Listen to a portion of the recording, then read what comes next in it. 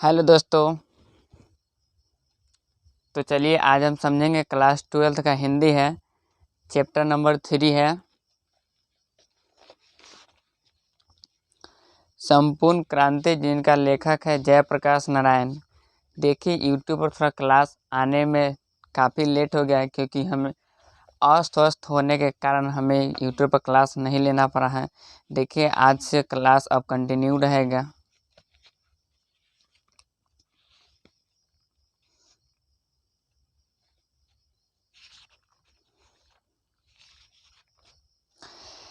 देखिए जयप्रकाश नारायण के बारे में आज हम समझेंगे। बिहार में उनका ही जन्म हुआ था।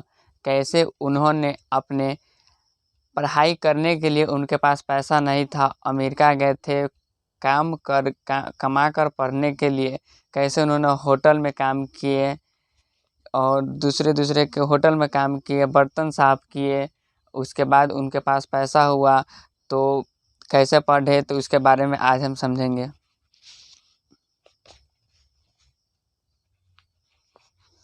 संपूर्ण क्रांति, उनका लेखक है जयप्रकाश नारायण। देखिए जयप्रकाश नारायण का जन्म 11 अक्टूबर 1902 को हुआ था।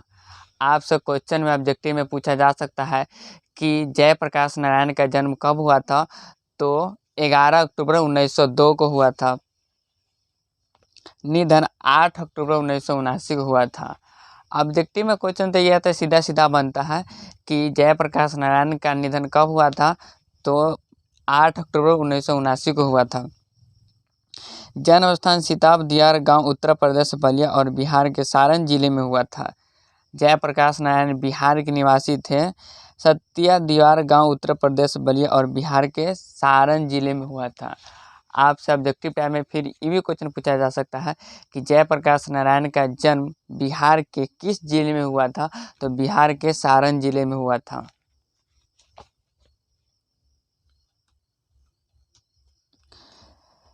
उन्हें जयप्रकाश नारायण का नाम बचपन से उन्हें बाउल कहा जाता है। जैसे कि किसी किसी के नाम होता है, मम्मी ने कुछ और रख दिया और पापा ने कुछ और रख दिए, बचपन में कुछ और बड़े होने पर कुछ और नाम से पुकारा जा सकता है। तो इसी जयप्रकाश नारायण को बचपन का नाम बाउल था। जेपी नाम प्रसिद्ध अपनी धनरक्षता के लिए लोकनायक रूप से प्रसिद्ध थे। जनप्रदा के लिए लोकनायक के रूप में प्रसिद्ध थे जयप्रकाश नारायण जी। तो चलिए ये पढ़ने से अच्छा है कि चैप्टर पढ़ लिया जाए, क्योंकि इससे ज़्यादा हमें चैप्टर में क्वेश्चन आते हैं और ऑब्जेक्टिव भी आते हैं। तो क्यों ना हम लोग चैप्टर ही पढ़ लिया जाए। देखिए बिहार प्रदेश छात्र संघर्ष समिति के मेरे युवक साथियों को बिहार प्रदेश के संख्या नागरिक भाइयों और बहनों, अभी अभी रेणु जी ने जो कविता पढ़ी, अनुरोध तो वास्तव में उनका सुनाना तो वह चाहते थे। मुझसे पूछा गया कि वह कविता सुना दे या नहीं। मैंने स्वीकार किया कि लेकिन उनसे बहुत सारी स्मृतियाँ और अभी हाल की बहुत दुखद स्मृति की जागृत कर दिया है। इससे हद भर उठा कि आपके शायद मालूम न होगा कि जब मैं वेलरे अस्पताल के लिए रवाना हुआ था, तो जाते समय मद्रास में 2 दिन अपने मित्र ईश्वर अय्यर के साथ रुका था। कौन बोल रहे हैं? जयप्रकाश नारायण जी ने बोला कि जिस समय मद्रास में 2 दिन अपने मित्र ईश्वर अय्यर के साथ रुका था। जयप्रकाश नारायण का मित्र का नाम था ईश्वर अय्यर था।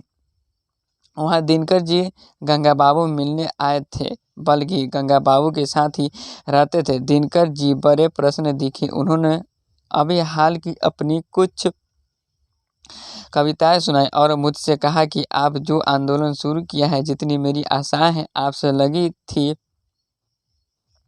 उन सब की पूर्ति आपको इस आंदोलन में, इस नए आह्वान में देश के तरुण आपने जो किया मैं देखता हूँ। तालियां हरगिज ना बजाइए, मेरी बात चुपचाप सुनिए। ओह क्या घुस गया, 1 सेकंड रुकिएगा आप लोग। क्या घुस गया हो? अरे निकला कि नहीं रे भाई? तू भी हो ना, मेरा तो एक हेल्थ प्रॉब्लम होता है। हेट, क्या करके रख दिया तूने? होगा कुछ किया उरा, चलिए देखते हैं, जो होगा अंदर ही जाएगा, जाने दीजिए।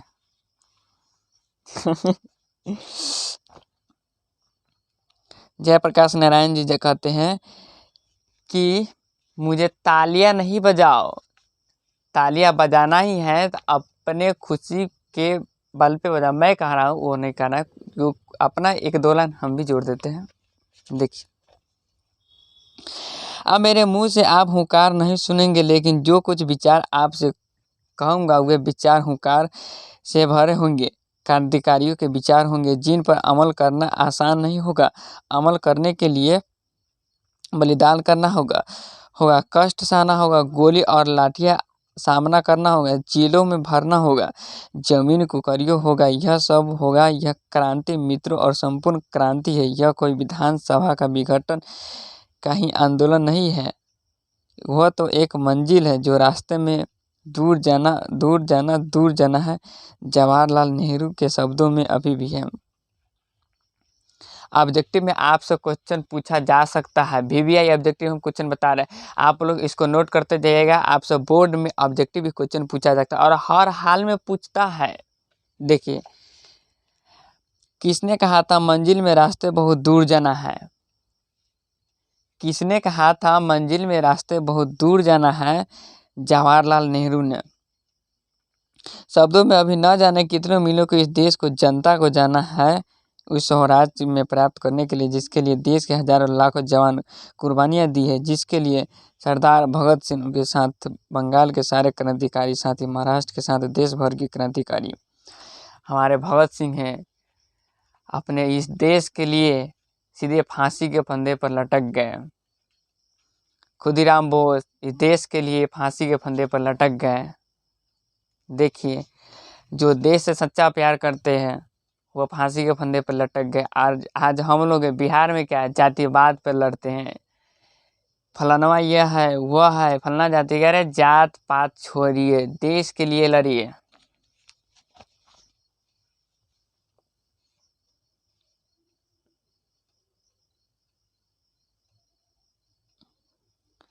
एक सेकंड देखिए कहाँ चले गए हो।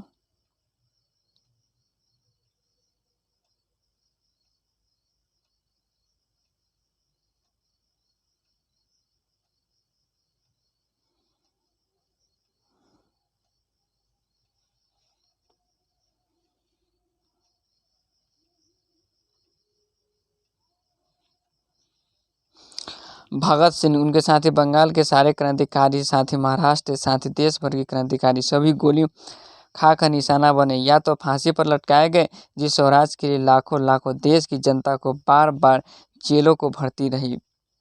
लेकिन आज 27-28 वर्ष के बाद जो स्वराज उसमें जनता करा घरा रही है, भूख महंगाई भ्रष्टाचार कोई काम नहीं जनता का निकलता है, बगैर रिश्वत के सरकारी दफ्तरों में, बैंकों में, हर जगह। सही बात है, जो सच्चाई है वो लिखा हुआ है इसमें कि किसी भी सरकारी काम क्यों ना उसमें बगैर रिश्वत के जब तक आप नीचे से घूस नहीं दीजिएगा तब तक आपको वह काम करके नहीं देगा। और बड़े बड़े नेता मंत्री के फ़ोन पे ही काम होता है। हम लोग जैसे हम आप सभी को, गरीबों लोगों का बगैर घूस और रिश्वत के बिना काम नहीं चलता है। जो सच्चाई है वो सही बात है। आज घूस के बिना क्या चलता है? पुलिस भी रोड पे रहता है, देखते हैं ट्रैक्टर वाला हो, ट्रक वाला हो, किसी से हो, ज़बरदस्ती रोक रोक के 100-50 लेते रहता है। किसी किसी के 150 के चक्कर में तो किसी के जान भी ले लेता है, यहाँ तक होता है। दफ्तरों में, बैंकों में, हर जगह टिकट लेना, उसमें जहाँ भी रिश्वत के बगैर काम नहीं जनता को होता है। हर प्रकार के अन्याय के नीचे जनता दब रही है, शिक्षा संस्थाएं भ्रष्ट हो रही है, हजारों नौजवान का भविष्य अंधेरे में पड़ा हुआ है, जीवन का उनका नष्ट हो रहा है, शिक्षा दी जाती है गुलामी की शिक्षा। इन्होंने कह रहे हैं कि हजारों नौजवानों का हजार अन्याय जनता के द्वारा भ्रष्टाचार हजारों नौजवानों का भविष्य अंधेरे में जा रही है। जो भी शिक्षा दी जा रही है, गुलामी की शिक्षा दी जा रही है। शिक्षा पाकर दर दर कर ठोकरे खाना, नौकरी के लिए नौकरियां मिलती ही नहीं। शिक्षा पाकर दर दर कर ठोकरे खाना, नौकरियां मिलती ही नहीं है। दिन पर दिन बेरोजगारी बढ़ती जा रही है। गरीबी की बेरोजगारी बढ़ती जा रही है। गरीबी हटाओ के नारे जरूर लगाते हैं, लेकिन गरीबी बढ़ती पिछले वर्ष में है। गरीबी हटाने के नारे लगाते जा रही है, लेकिन पिछले वर्ष से अभी गरीबी अधिक बढ़ती जा रही है। दो मित्रों, आज स्थिति यह है कि इस स्थिति में वहाँ दिनकर जी ने कुछ हम अपने शब्द सुनाए। बड़े हदग्राही थे और उसी रात जब विदा हुए, उसी रात को हमारे मित्र रामनाथ जी को योगनका इंडियन एक्सप्रेस के मालिक थे। आपसे ऑब्जेक्टिव टाइप में क्वेश्चन पूछा जा सकता है। जैसे जहाँ जहाँ ऑब्जेक्टिव भी ऑब्जेक्टिव होता है, वहाँ हम बताते चलते हैं। आप इस ऑब्जेक्टिव क्वेश्चन को आप अपने नोट्स में कॉपी में लिख कर चलिएगा, ताकि आपको रिवीजन करने में कोई दिक्कत न। वीडियो को हो सके तो जितना बार, एक बार देखिए, 2 बार देखिए, 3 बार देखिए, वीडियो को स्पीड बढ़ा कर देखिए, लेकिन जब तक समझिएगा नहीं तब तक छोड़िएगा। कहावत नहीं है कि जब तक तोड़ेंगे नहीं तब तक छोड़ेंगे नहीं। देखिए, इंडियन एक्सप्रेस का मालिक किसे कहा जाता है? तो रामनाथ जी गोयनका के घर पर वह मेहमान थे। रात को दिल का दौरा पड़ा। 3 मिनट में उनको अस्पताल पहुंचाया गया। गोयनका जी ने 3 मिनट में बिल्डिंग नर्सिंग होम शायद उसे कहते हैं। सारा इंतजाम वहाँ पर था। पटना का अस्पताल में तो पता नहीं 3 घंटे में तैयार न हो पाता। सभी डॉक्टर सब तरह के औजार लेकर तैयार थे, लेकिन दिनकर जी हार्ट अटैक फिर से जिंदा नहीं बच पाए। आपसे ऑब्जेक्टिव टाइप में क्वेश्चन पूछा जा सकता है कि दिनकर जी के जब हार्ट अटैक का हुआ तो कितने मिनट में उनको अस्पताल पहुंचाया गया था? 3 मिनट में। किस अस्पताल में पहुंचाया गया था? ब्लेंडिंग नर्सिंग होम में। हार्ट फिर से जिंदा नहीं हो पाया। उसी रात निधन हो गया। दिनकर जी का उसी रात निधन हो गया। ऐसी चोट लगी कि उनकी वो कविता सुन के उनका वह सुंदर सभ्य जोशीला चेहरा याद आ गई। आज लगता है कि हमारे 2 मित्रों की कितनी कमी है। आज भाई बेनीपुरी जी होते तो उनकी लिखने की ताकत थी। आज भी जुलूस का, आज ही इसी सभा का जो वर्णन वह देते हैं, एक एक शब्द अंगार होते हैं। आज दिनकर जी को कविता लिखते, नए भारत को नव निर्माण के लिए जो देश के युवकों और छात्रों और देश के व्यक्तियों, नर और नारियों के द्वारा आज से ही हो रहा है। शुरू प्रारंभ हो गया है। वह कविता शायद इस नवीन क्रांति का एक अमर साहित्य बन जाता है, लेकिन आज दोनों ही नहीं, न दिनकर जी न बेनीपुरी जी। तो मित्रों, स्मृतियाँ जगी है और इनका भार हद पर है। मैं तो थक गया हूँ, लेकिन आज बड़ी भारी जिम्मेदारी हमारे कंधे पर आई है और मैंने इसी जिम्मेदारी को तरफ से मांग करके नहीं लिया। तरुण से छात्र से बराबर कहता रहा हूँ जब पहला हमने किया था यूं फॉर डेमोक्रेसी का लोकतंत्र में युवकों को क्या रोल है, यह हमने बताया था कि उसमें लिखा था, और उसके बाद बराबर कहता रहा हूँ कि संचालन समिति के बहस करता रहा हूँ। हम बूढ़े हो गए, हमारी सलाह ले लीजिए। हम दूसरी पीढ़ी के हो गए हैं, आप नई पीढ़ी के लोग हैं। देश का भविष्य आपके हाथों में। उत्साह आपके अंदर, शक्तियाँ आपके अंदर, जवानी आपके अंदर। आप नेता बनिए। कौन कहते हैं? जयप्रकाश नारायण जी कहते हैं कि हम पुराने पीढ़ी के लोग हैं, आप लोग नए पीढ़ी के लोग हैं। युवा है, जवान है, नए पीढ़ी के लोग हैं। आप लोग अपना भविष्य के भागदौड़ आप अपने हाथ में लीजिए। आप नेता बनिए। हम आपको सलाह देंगे। भविष्य में आपके हाथों में है।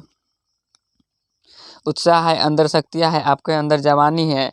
आप नेता बनिए, मैं आपको सलाह दूंगा। छात्र ने कहा, जयप्रकाश जी, मार्गदर्शन से काम नहीं चलेगा।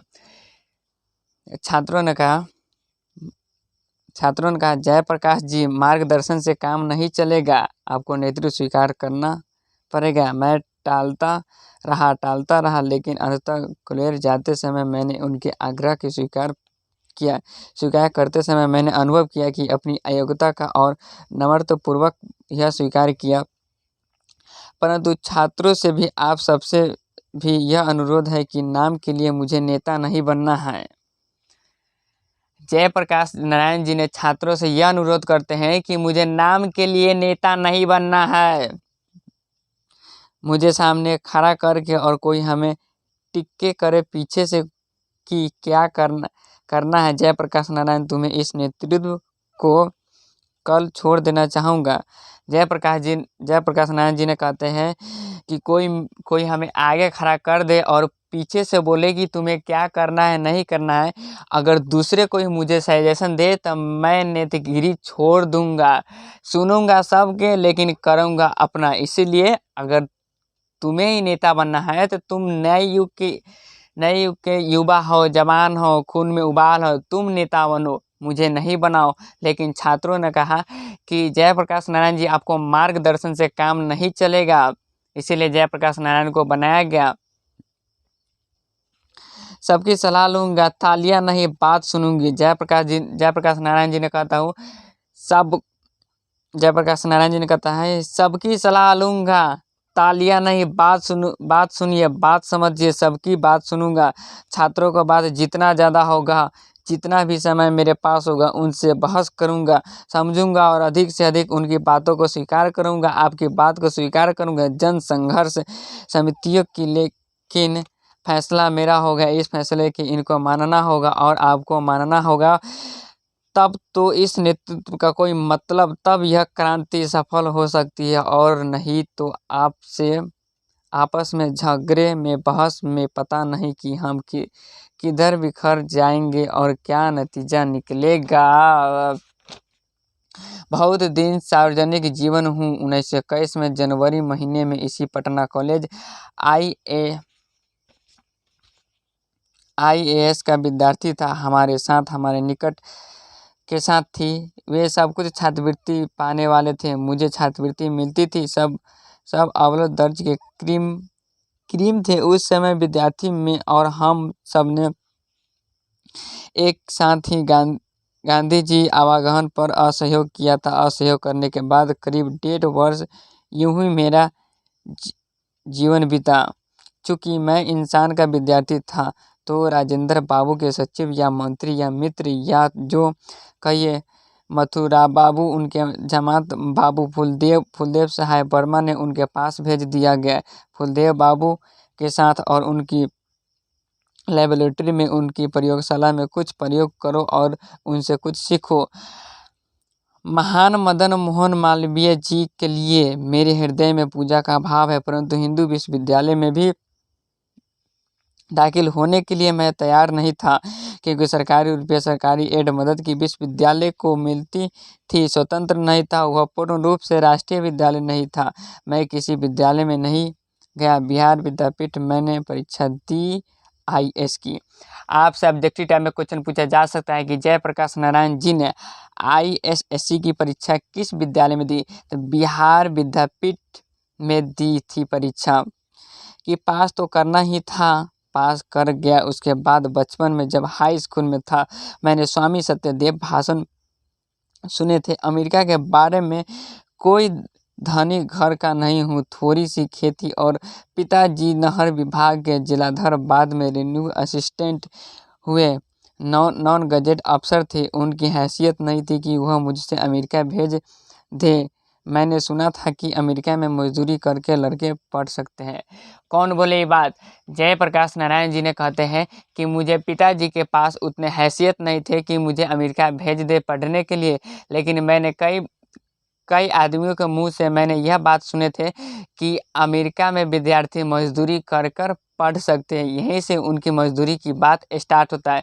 चलिए आज हम लोग आगे समझते हैं कि जयप्रकाश नारायण जी ने मजदूरी किए, और उन्होंने मजदूरी किए, होटलों में काम किए, वेटर के काम किए, और उनके बाद कैसे उन्हें पढ़ाई के लास्ट में उनको अमेरिका का दलाल कहा गया। देखिए, मजदूरी करके लड़के पढ़ सकते हैं। मेरी इच्छा थी कि आगे पढ़ना, मुझे आंदोलन की गिराव पर आ गया है, चढ़ाव पर था, उतार चुका हूँ।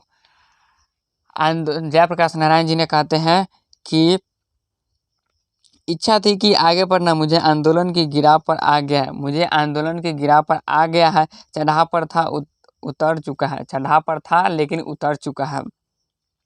इसी बीच अमेरिका से कुछ शिक्षा प्राप्त करके आ जाऊंगा। जयप्रकाश नारायण जी ने कहते हैं कि आंदोलन चढ़ाव पर था, उतार पर आ चुका है, इसी बीच जब तक मैं अमेरिका से शिक्षा ग्रहण करके चलाऊंगा। जैसे कि किसी आदमी ने ना क्या बोलता है कि मैं यह काम कर लूँगा और फलाना यह कर रहा है, जब तक वो वहाँ से आएगा तब तक मैं यह कर लूँगा। इसी बीच जयप्रकाश नारायण जी ने बोले थे कि उतार पर जो तब तक मैं इसी बीच अमेरिका से शिक्षा प्राप्त करके चले आऊँगा।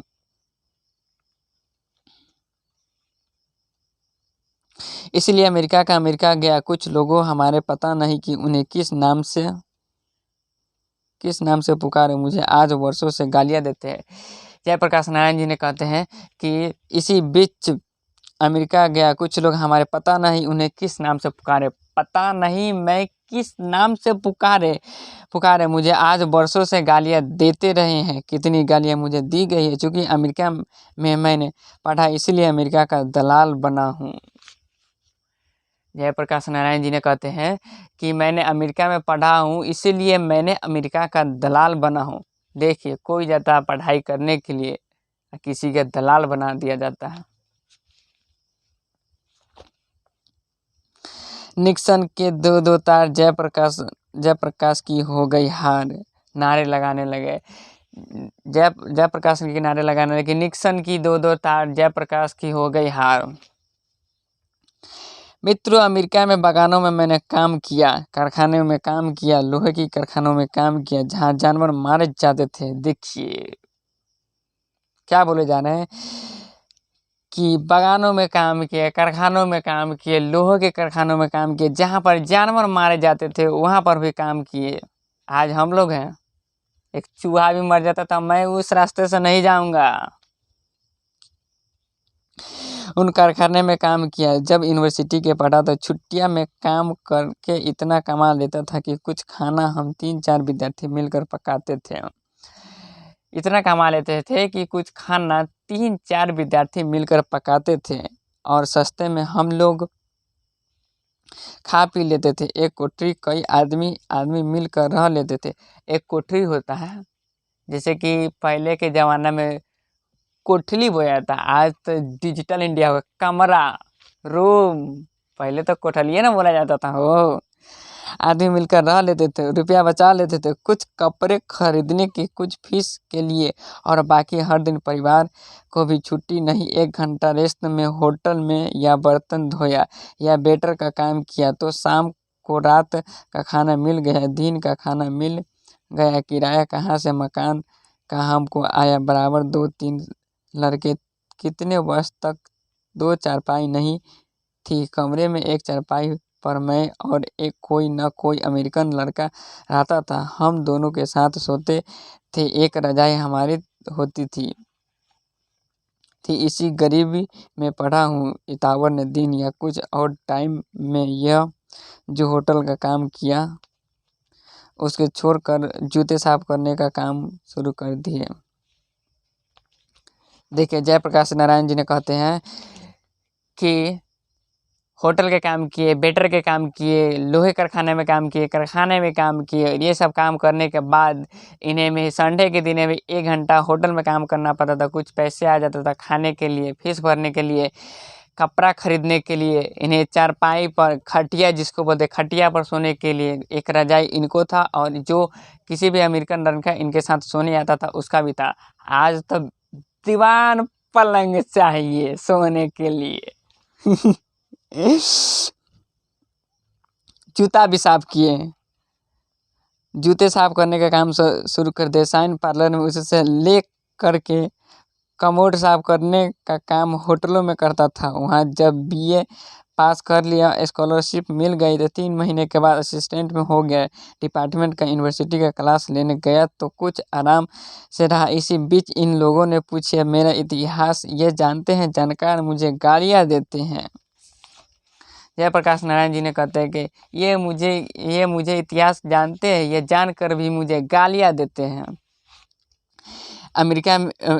अमेरिका में विस्कॉन्सिन में मेडिसिन में घोर कम्युनिस्ट था। वह लेनिन का जमानत हुआ था, टैक्टिक का ज़माना था। 1924 में लेनिन मरे थे और 1924 में मार्क्सवादी बना था। और दावे के साथ कह सकता हूँ कि उस समय तक जो भी मार्क्सवादी के ग्रंथ छपे थे अंग्रेजी में हम लोग ने पढ़ डाले थे। रातों रात रोज एक एक्शन टेलर था, दर्जी था, उसके यहाँ हमारे क्लास लगते थे और वहाँ से जब भारत लौटता था तो कम्युनिस्ट बनकर लौटा था। लेकिन मैं कांग्रेस में दाखिल हुआ। कम्युनिस्ट पार्टी में क्यों दाखिल हुआ? मैंने जो लेनिन से सीखा था वह यह सीखा था कि जो गुलाम देश वहाँ के कम्युनिस्ट में उनके हरगिज वहाँ की आज़ादी लड़ाई के से अपने अलग नहीं करना चाहिए। यद्यपि उस लड़ाई का नेतृत्व, जिसको मार्क्सवादी भाषा में बुर्जुआ क्लास कहते हैं, उस क्लास के हाथ में, पूंजीपतियों हाथ में उसका नेतृत्व हो, फिर कम्युनिस्ट के अलग नहीं रहना चाहिए, अपने को आइसोलेट नहीं करना चाहिए। पहली बात जो मैंने नोट किया है कि आपसे कहने के लिए वह इस सरकार के बारे में है। आज से 3 दिन हुए गफूर साहब मिलने आए थे, बहुत प्रेम से मिले। उसके 2 दिन के बाद चंद्रशेखर बाबू मिलने आए, बहुत प्रेम से मिले। लेकिन प्रधानमंत्री से लेकर के दीक्षित जी से नीचे सब लोग मुझे डेमोक्रेसी सब सिखाते हैं। इनमें से किसी को कोई अधिकार नहीं है कि जयप्रकाश नारायण को लोकतंत्र की शिक्षा लेकिन वे जयप्रकाश नारायण को शिक्षा देने की हिम्मत करते और इनकी हरकतें देखिए। सहमति, प्रदर्शन, शांति, जुलूस के लिए हजारों लोग आ रहे थे, पर देश के कोने कोने के छात्र आ रहे थे, किसान आ रहे थे, मजदूर आ रहे थे, मध्यम वर्ग के लोग आ रहे थे, कहीं पैदल आ रहे थे, कुछ बस आ रहे थे, कहीं रेलों से आ रहे थे, कोई ट्रक भाड़े पर लेकर आ रहे थे, डीजल अपना खरीद करके लेकर आ रहे थे। जहाँ तहाँ रोका, इनको लड़कों को पीटा, गिरफ्तार किया, अन्यथा कोई कारण नहीं। यह हमसे आकर सब मीठी मीठी बातें करते। इन्होंने जिद की इस रास्ते से जुलूस नहीं जाएगी, इसमें यह खतरा है, वह खतरा है। मुझे खतरा दिखाई नहीं दिया, लेकिन जब इन्होंने किसको जुलूस नहीं ले जाने दिया? जयप्रकाश नारायण जी को जुलूस नहीं ले जाने दिया। बहुत लड़का ने पीटा, गाली दिया, गलौज किया, बोला कि इस रास्ते में यह खतरा है, उस रास्ते में वह खतरा है। जबकि जयप्रकाश नारायण जी के किसी रास्ते में किसी भी प्रकार की कोई भी समस्या, खतरा नहीं दिखाई दिया, लेकिन उन्होंने कहा कि शायद जेल तोड़ने की कोशिश और शायद उन्हें गोली चलानी पड़े, तो मैंने कहा इसकी जिम्मेदार मैं नहीं हूँ। उन्होंने बोला जेल तोड़नी पड़ी, गोली चलाने पड़ी, तो जयप्रकाश नारायण जी ने बोला कि इसकी जिम्मेदारी मैं नहीं हूँ, मैं नहीं लेता हूँ। आंदोलन हमारा किसी दूसरे उद्देश्य से हो रहा है, बीच में यह डाइवर्सन हो जाए तो रास्ता भटक जाए। जयप्रकाश नारायण जी ने कहते हैं कि आंदोलन मेरा दूसरे उद्देश्य से हो रहा है, बीच में डाइवर्सन हो जाए तो रास्ता भटक जाए। हम लोग यह नहीं चाहते हैं कि चलिए जो आप कहते हैं वही मान लेता है, ये तो बिगड़ होंगे। छात्र लोग उधर से जाना था, आप इधर से क्यों आए? हालांकि वे उनके लड़कों को ले आए और एक दूसरे के बिल्डिंग में खड़ा करके, जो लड़के हमारी छात्र संघर्ष समिति के वहाँ जेल में है उनको जुलूस दिखाने के लिए आए हैं। मैं नहीं जानता हूँ कि अंग्रेजी सरकार के ज़माने में भी इस प्रकार का व्यवहार कभी हुआ हो। लोग रेलों की उतार दिए गए, बस से उतार दिए गए, टिकट था उनके पास, बेटिक लोग थे, उनके उतार दिया गया। अलग मुजफ्फरपुर की रिपोर्ट आपने अखबारों में पढ़ी होगी, सारे डिवीज़न में क्या क्या नहीं हुआ। शर्म नहीं आती है इन लोगों को? डेमोक्रेसी की बात करते हैं, लोकतंत्र की, डेमोक्रेसी की जनता अधिकार नहीं है जहाँ चाहे शांतिपूर्ण सभा कर अपनी, जहाँ चाहे शांतिपूर्ण प्रदर्शन करे। राज्यपाल के यहाँ जाना हुआ तो लाखों की तादाद में चाहे असेंबली के सामने जाए, उनको पूरा अधिकार है। हिंसा करे कोई तो दूसरी बात है। हमसे मिलने आए पुलिस, एक उच्च अधिकारी ने कहा। बड़े उच्च अधिकारी ने कहा, नाम लेना। ओहो, दर्द देता है नीडिल। चलिए कोई बात नहीं। यहाँ ठीक नहीं हुआ कि मैंने दीक्षित जी के मुंह से सुना है कि जयप्रकाश नारायण नहीं होते तो बिहार जल गया होता। जयप्रकाश नारायण जी ने कहता, मैंने दीक्षित जी के मुंह से सुना है कि अगर जयप्रकाश नारायण जी ने नहीं होते तो बिहार जल गया होता।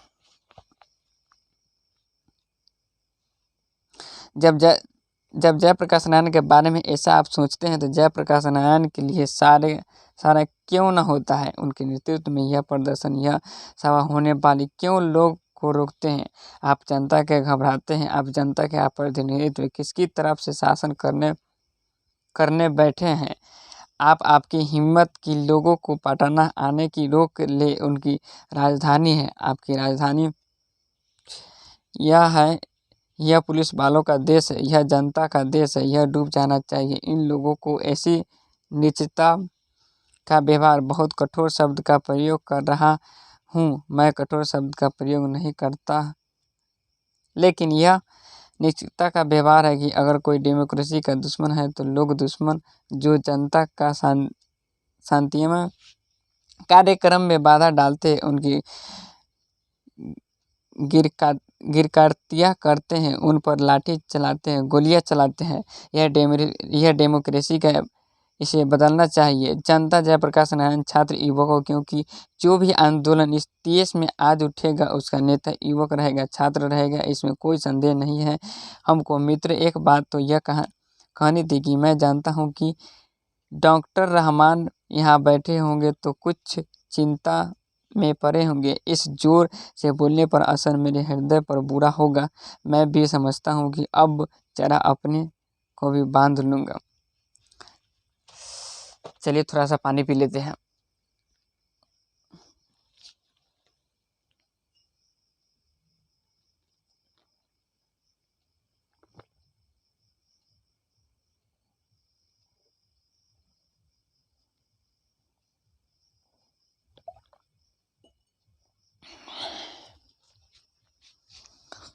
बच्चा सा कहता हुआ कि मास्टरवा खेलने चला गया पानी पीने।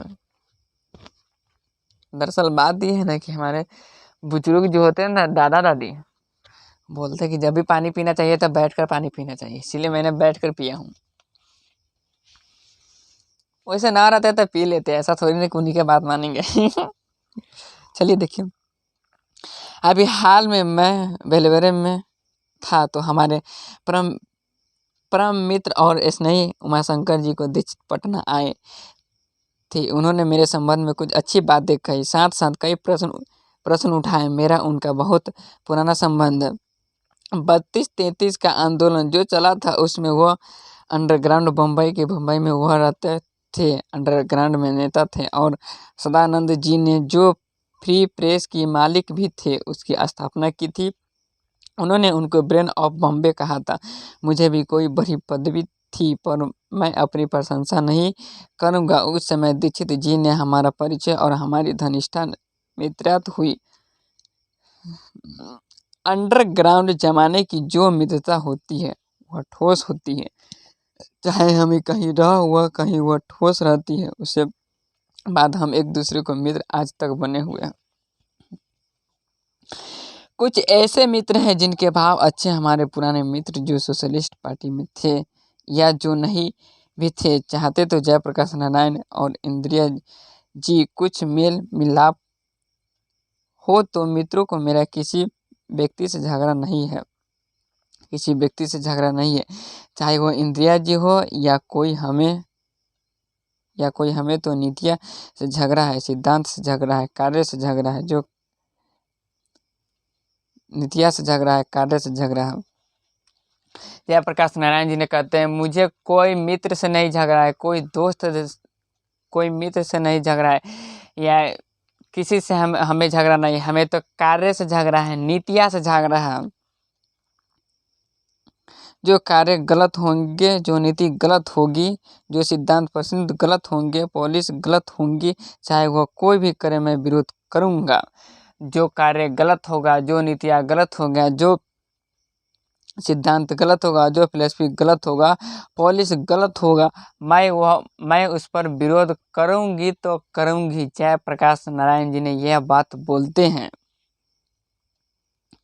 गलत होगी, चाहे वह कोई भी करे मैं विरोध करूँगा। अपनी अक्ल मुताबिक हम लोग इनकी तरह नौजवान उस जमाने में, लेकिन वह जुर्रत होती थी हम लोग की।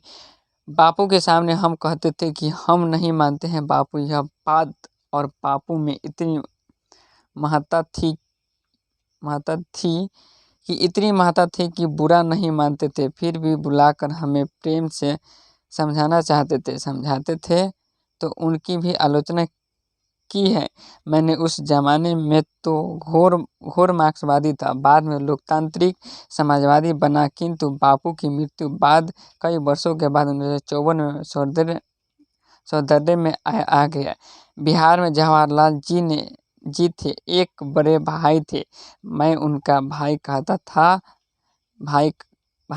ही था। उनका बड़ा स्नेह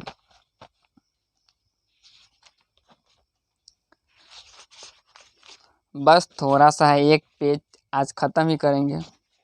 वैसे हम हिंदी का चैप्टर एक बार में नहीं ख़त्म करते तो कितने बार में करते। ठान लियो तो ठान लिया, मुश्किल क्या आसान क्या। वो कहता न, जब आँखों में अरमान लिया, मंजिल को अपना मान लिया, मुश्किल क्या आसान क्या। जब ठान लिया तो ठान लिया, चैप्टर ख़त्म कर देना है।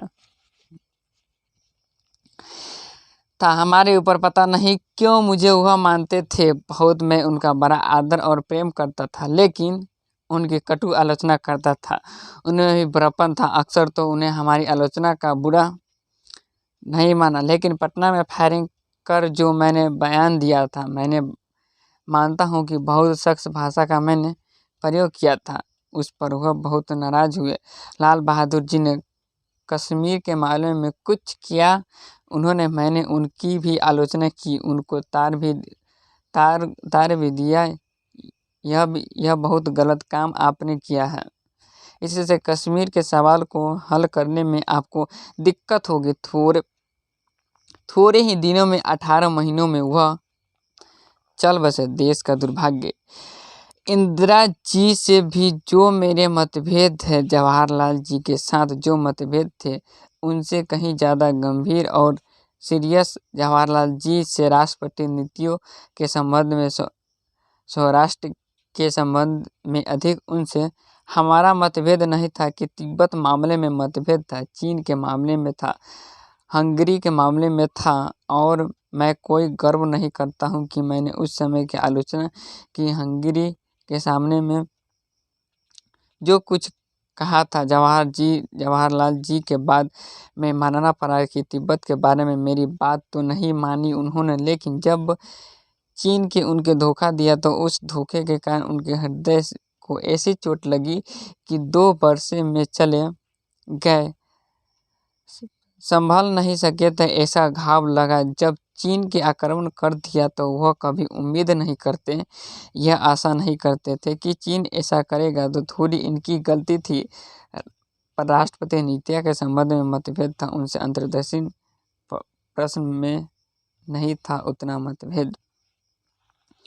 अब एक बात ले लीजिए जिसके चलते बहुत ज़्यादा कृष्ण राजनीतिक में वह क्या है, इलेक्शन का खर्च, चुनाव का खर्च, करोड़ों रुपए के चुनाव पर खर्च करेंगे। यह एक तरफ गरीबी हटाओ और एक तरफ नारा लगाएंगे, समाज का नारा लगाएंगे। यह सब रुपया ब्लैक मार्केट लोगों को आप इकट्ठा करेंगे, अकाउंट मनी करोड़ों के रुपए जिसका कोई हिसाब नहीं, कोई किताब नहीं।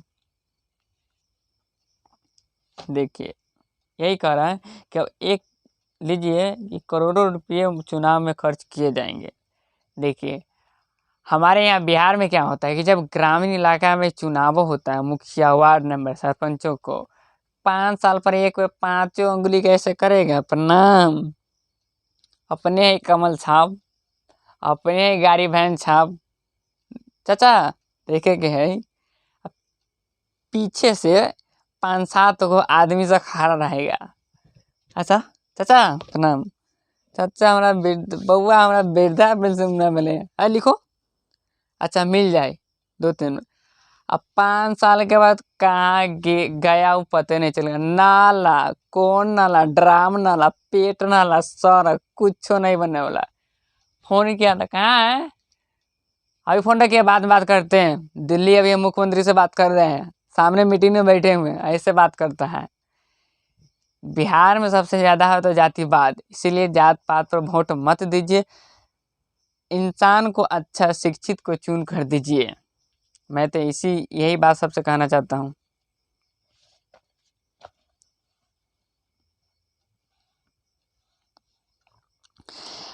आज से नहीं बरसों से मैं पुकार रहा हूँ कि भाई इस चुनाव की पद्धति में आमूल परिवर्तन होना चाहिए। चुनाव का खर्च कम करना चाहिए। अगर चाहते तो आप कि गरीब उम्मीदवार खड़े हो सकते हैं, मजदूर उम्मीदवार खड़ा हो सकते हैं, किसान उम्मीदवार खड़ा हो सकते हैं। गरीब पार्टी जो गरीब की पार्टी है वह अपने उम्मीदवार खड़ा कर सकते हैं।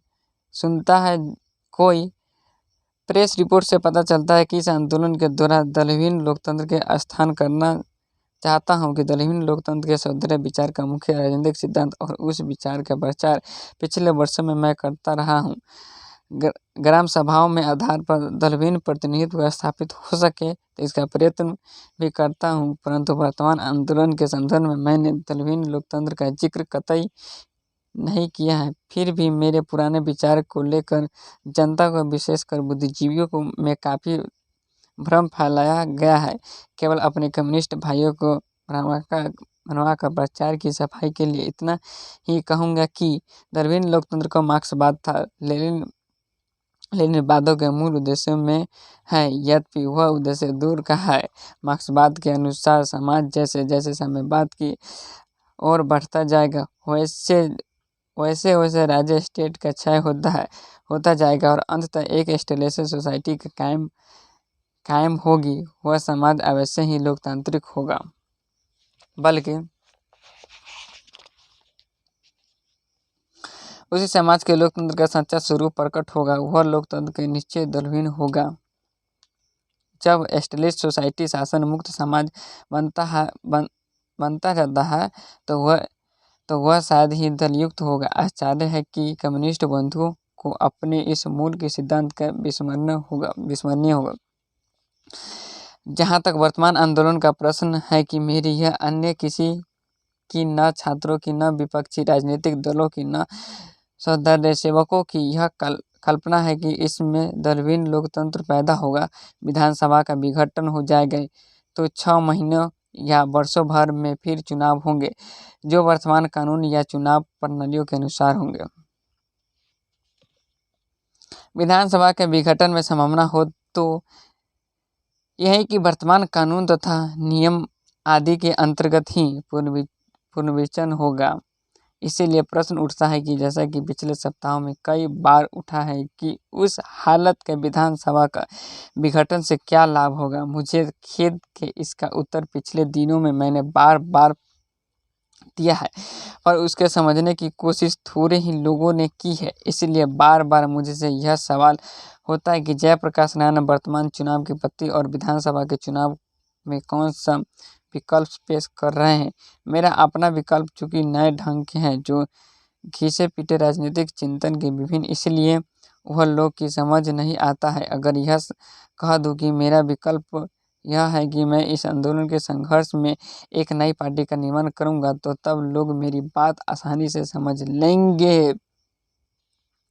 बाद में मेरी बात आलोचना शुरू हो जाएगी कि यह आदमी केवल अपनी सत्ता के लिए छात्रों को जनता के आंदोलन के दुरुपयोग कर रहा है। लेकिन जब मैं कोई नई बात कहता हूँ तो उसके समझने की कोशिश कम होती है या नहीं होती है।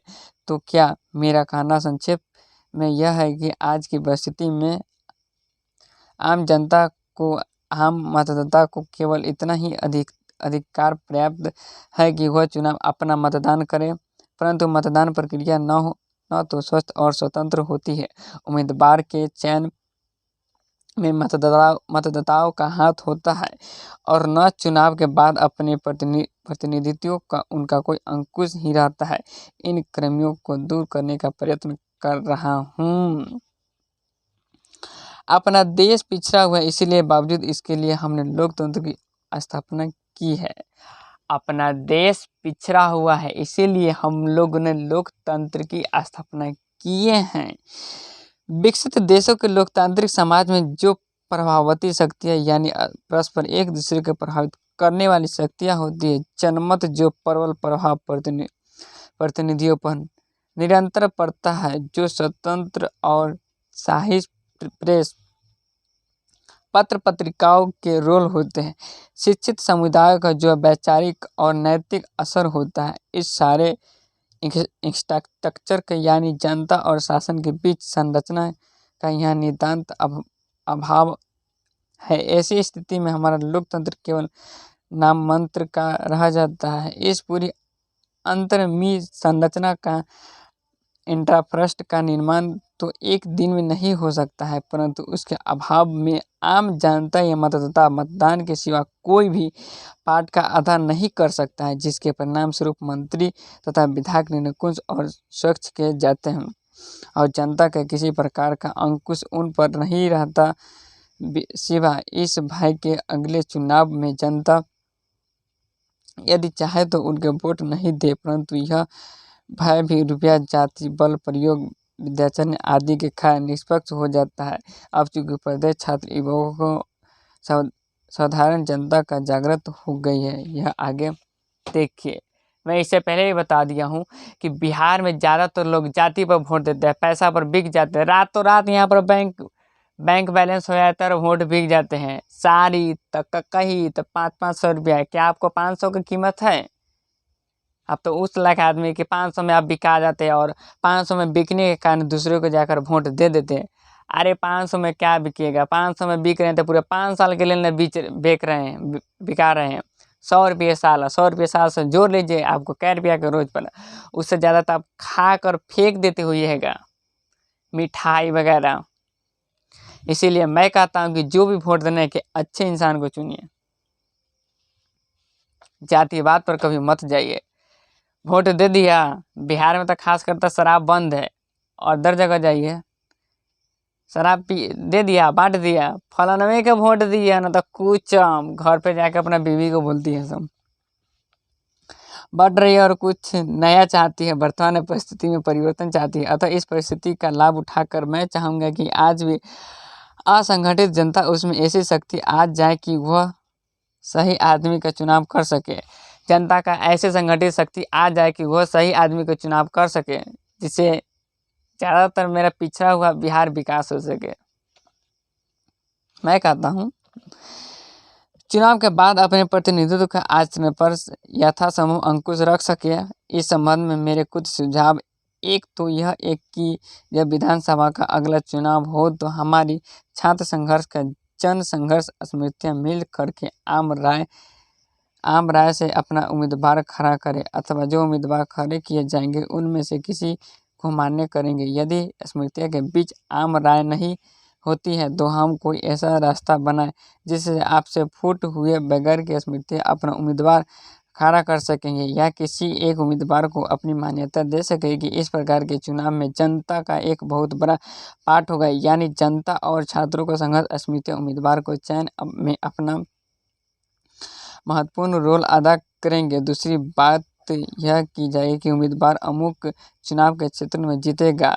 भावी कार्यक्रम पर कड़ी निगरानी रखने का काम यह संघर्ष समितियाँ करेंगी, और अगर उस क्षेत्र का प्रतिनिधित्व गलत रास्ता पकड़ता है तो उनकी इस्तीफा देने का बाध्य करेंगे। इस प्रकार की जनता का अंकुश इन लोगों के ऊपर होगा और आज तरह की अछिंखल आज की तरह निरंकुश स्वच्छ वे ही नहीं रह पाएंगे। इस सिलसिले में एक और बात स्पष्ट करना आवश्यक है कि जो संघर्ष समितियाँ छात्र की या जनता बन गई है या बन रही है, उनका काम केवल शासन के संघर्ष करना है, बल्कि उनका काम तो समाज का हर अन्याय और नीति के करना विरुद्ध संघर्ष करने का आयोग है। इस युग में जो भी युवा नौजवान नेता बन रहे, उनका काम है आवश्यक संघर्ष समितियाँ छात्रों या जनता की बन रही है, उनका काम है केवल शासन संघर्ष करना, बल्कि उनका काम ये तो समाज का हर अन्याय और नीति को समाज में न्याय दिलाना, अननीति को विरोध करना, संघर्ष करने का होगा। और इस प्रकार से इन स्मृतियों के लिए बराबर एक महत्वपूर्ण कार्य रहेगा। गांव के छोटे अफसरों या कर्मचारियों की, चाहे वे पुलिस क्यों न या अन्य किसी प्रकार के जो घूसखोरी चलती है उसके खिलाफ संघर्ष करना। गांव का जो भी युवा हो, यंग हो, नेता बनेगा, गांव का पुलिस क्यों न, जो भी घूसखोरी हो उसके साथ आवाज़ उठाना चाहिए, संघर्ष करना चाहिए। भाई क्यों नहीं उठाएगा? मेरे ही गांव में आकर मेरे से ही पैसा ले तो उसके विरुद्ध मैं आवाज़ क्यों नहीं उठाऊंगा? मैं अकेला उठाऊंगा। आप सभी को मैं कहता हूँ, सब मिलकर उठाइएगा, एक दिन यह बिहार बदलेगा। खिलाफ हो तो संघर्ष रहेगा ही।